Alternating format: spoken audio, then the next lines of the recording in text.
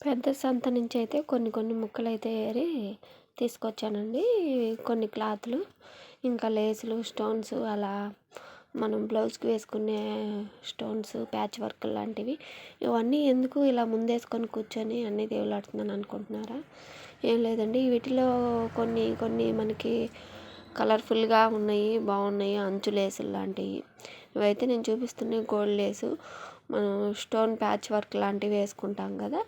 ఇవైతే మట్టితో చేసిన వినాయకుడికి డెకరేషన్ చేయడానికైతే మన టైలరింగ్ వాళ్ళ దగ్గర ఇలాంటివి కొదవే ఉండదు కదా! వీటన్నింటిలో నుంచి నేను కొన్ని కొన్ని అయితే వేరి మీకు చూపిస్తున్నాను. ఇదైతే నేను స్టోన్స్ అండి. బ్యాకు మనం బ్లౌజ్కి వేసుకునే స్టోన్స్ ప్యాచ్ వర్క్ లాంటివి, చైన్ లింక్ లాంటిది. ఇదైతే హారం మెడలో విగ్రహానికి హారంలాగా డెకరేట్ చేయడానికి బాగుంటుందని సెలెక్ట్ చేశాను.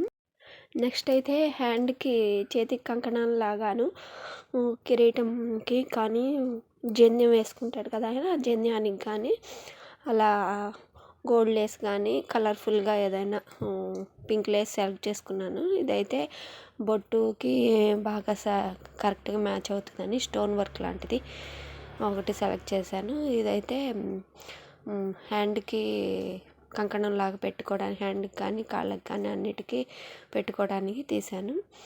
మొత్తం క్లాత్ కానీ మ్యాచ్ అయ్యేటట్టు చూసుకొని కొన్ని అయితే సెలెక్ట్ చేసుకున్నాను. పూసలు ఐస్కి కానీ ఇలా చేతిలో పెట్టే వాటికి కానీ అన్నీ మ్యాచ్ అవుతాయి అని చెప్పి కొన్ని కొన్ని సెలెక్ట్ చేసుకున్నాను. వీటన్నిటిలో నాకు నచ్చినవి తీసుకున్నాను. ఇవైతే కింద డెకరేషన్కి అలా సెలెక్ట్ చేశాను. ఈ మొత్తం సెలెక్ట్ చేసుకొని ఇదైతే మట్టి వినాయకుడికి అయితే డెకరేట్ చేసాము. ఇదైతే మా పాపే డెకరేషన్ చేసిందండి. ఇదంతా హ్యాండ్కి కానీ క్లాత్ అయితే భలే పర్ఫెక్ట్గా సూట్ అయిందండి. నాకైతే చాలా బాగుంది. స్టోన్ వర్క్లు బాగా కనిపిస్తున్నాయి. బొట్టు అయితే బాగా కనిపిస్తుంది, మ్యాచ్ అయింది చక్కగా. ఇలా మా ఇంటి గణపతిని మన దగ్గర ఉన్న టైలరింగ్ మెటీరియల్స్తో డెకరేట్ చేసుకున్నాం. మరి ఇంతకీ మా గణపయ్య ఎలా ఉన్నాడు, మేము డెకరేషన్ చేసిన గణపయ్య ఎలా ఉన్నాడు కామెంట్ చేయండి. నచ్చినట్టయితే లైక్ చేసి సబ్స్క్రైబ్ చేసుకోండి.